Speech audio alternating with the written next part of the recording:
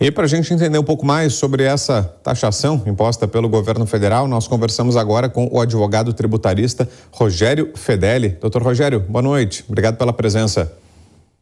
Olá, boa noite, Vitor. Boa noite a todos. O que o senhor achou, doutor, dessa decisão do governo?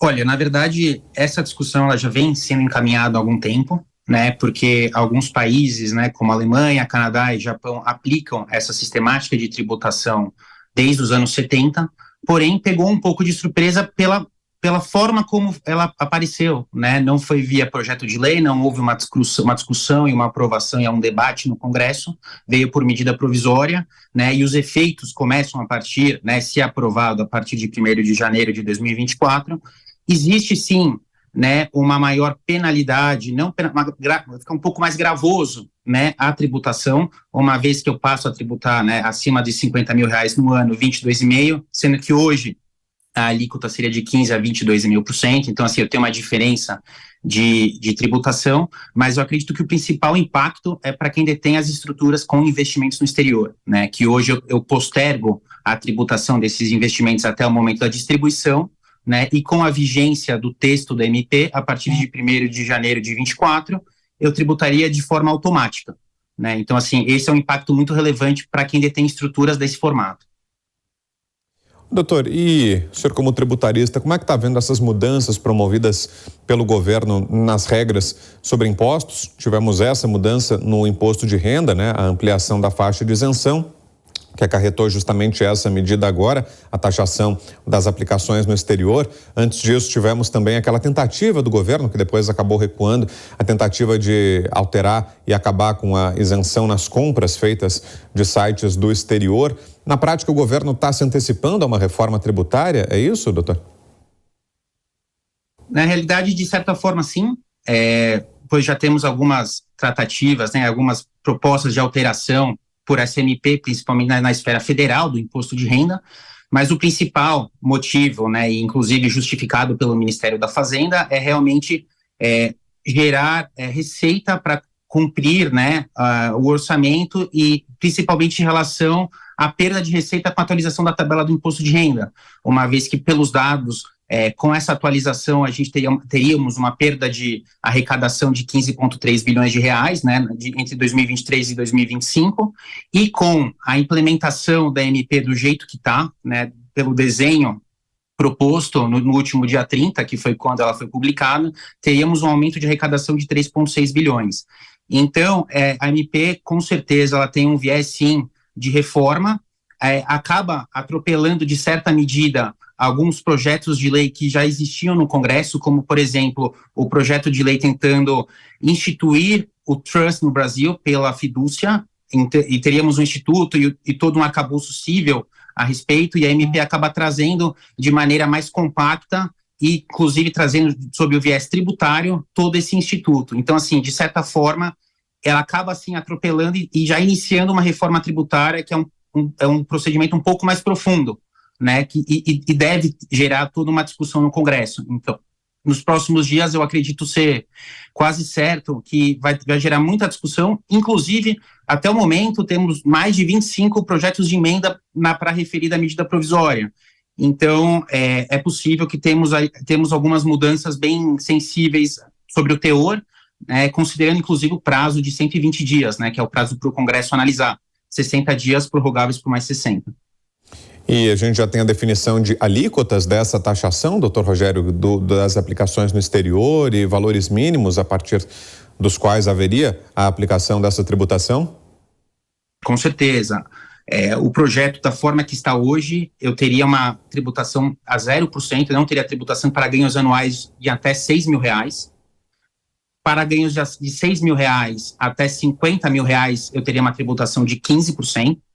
E para ganhos anuais acima de R$50 mil, eu teria uma tributação de 22,5%, considerando aplicações financeiras que são realizadas diretamente pelas pessoas físicas no exterior e também considerando o lucro auferido pelas entidades controladas das pessoas físicas, entidades essas que realizam os investimentos. Então, eu teria uma tributação, inclusive, sobre o lucro de uma empresa no exterior, sobre aplicações financeiras que são detidas por pessoas aqui no Brasil. E quais são as vantagens, doutor, de se investir no exterior para um brasileiro? E se essas vantagens continuam, se continua havendo vantagem, sendo vantajosa uma operação como essa a partir dessa taxação? Perfeito. Esse diferimento tributário, né, essa postergação que está sendo excluída agora, né, uma vez que o texto da medida provisória, né, que até então ocorreria apenas na distribuição e agora eu tenho uma tributação automática sobre os lucros, prejudica um pouco, mas ainda assim continua vantajoso a depender da estratégia e da forma do perfil do investidor, uma vez que o investimento lá fora me possibilita investir em dólar e outras moedas, que com o passar do tempo podem se tornar, né, uma grande estratégia ali, considerando a valorização ou desvalorização do real, inclusive também acessar outros mercados, saindo um pouco da limitação que existe hoje no mercado brasileiro. Então, uma empresa no exterior é um caminho, sim, de diversificação de investimento e conseguir atingir novos mercados e novos produtos financeiros. Quais países hoje mais recebem recursos de brasileiros, doutor Rogério? Desde 2016, quando tivemos a repatriação, onde uma porção de brasileiros declararam os investimentos que até então não apresentavam ao fisco brasileiro, conseguimos ter mapear de forma mais concreta. Então, hoje, atualmente, temos investimentos dos Estados Unidos, Suíça, alguns países da Europa, como Espanha, Alemanha, e com certeza, né, alguns paraísos fiscais. Todavia, é importante falar que, por mais que exista uma empresa em um paraíso fiscal, né, conhecido como offshores e algumas, né, principalmente são algumas ilhas do Caribe, as empresas estão localizadas nesses países, né, nessas jurisdições, mas na grande maioria dos casos, as contas correntes que existem perante os bancos, né, e as instituições financeiras são em outros países com uma economia um pouco mais sólida. Por exemplo, Suíça, Estados Unidos. Então, existe sim uma migração, principalmente em relação com receio de desvalorização do real. E então o brasileiro em si, diretamente ou por meio de uma empresa no exterior, acaba fazendo essa diversificação de investimento, saindo um pouco do risco Brasil. E é fácil fazer uma aplicação como essa hoje, doutor? Ou há dificuldades, há outros empecilhos, além da taxação? Como é que é esse processo?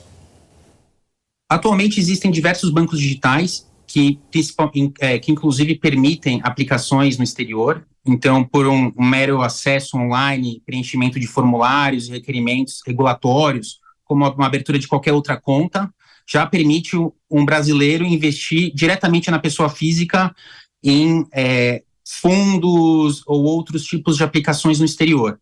Isso vem ganhando um certo volume, principalmente em relação à Bolsa Americana e a uma maior diversidade de investimentos, inclusive por tipos de investimentos que não existem hoje no Brasil e trazem eventualmente uma remuneração que possa ser um pouco mais atrativa, principalmente por ser em outra moeda e não o dólar.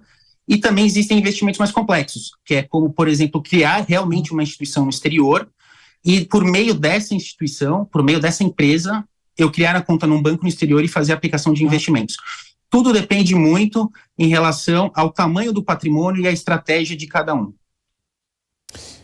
E como é que funciona hoje, doutor, a regulamentação em relação a isso? Tem algum procedimento para que se autorize essa aplicação em outro país? E para o contrário também, como é que são as aplicações vindas do exterior aqui no Brasil? Hoje em dia, a autorização é meramente cadastral. Você se cadastra, informa o Banco Central para você fazer investimentos lá fora. Por exemplo, a abertura de contas americanas, existe um formulário, principalmente referente à legislação dos outros países. Então, existe, por exemplo, o formulário W8, que eu tenho que realmente preencher os requisitos dos dois países, mas são meramente informações cadastrais.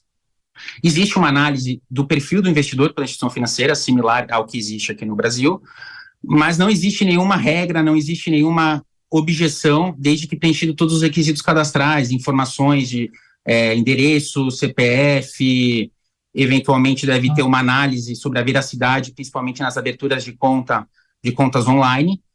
Então, assim, não existe. O que realmente existe hoje é um controle do Banco Central em relação aos capitais dos brasileiros que existem no exterior. Então, todo brasileiro que tem mais de $1 milhão em 31 de dezembro é obrigado a informar perante o Banco Central anualmente todos os ativos que ele detém no exterior e o valor desses ativos. Em relação aos investimentos estrangeiros no Brasil, existe sim também uma regulação do Banco Central. Existe um canal de investimento específico, que é um portfólio, até porque existe algumas diferenças tributárias nesses investimentos originados do exterior. E, inclusive, investimentos em participações societárias no Brasil também tem uma regulamentação perante o Banco Central. Então, a depender do tipo de investimento, eu consigo ter uma maior complexidade. Mas, hoje em dia, é muito simples. Qualquer cidadão brasileiro com o interesse de aplicar no exterior, por meio de um banco digital, ele já consegue passar uma parte do seu patrimônio, enfim, para o dólar ou para o euro, para a moeda que ele prefira, e fazer investimentos em qualquer jurisdição. Muito bem, a análise do Dr. Rogério Fedeli, advogado tributarista. Obrigado, doutor, pela presença, pelas informações. Boa noite. Obrigado, boa noite.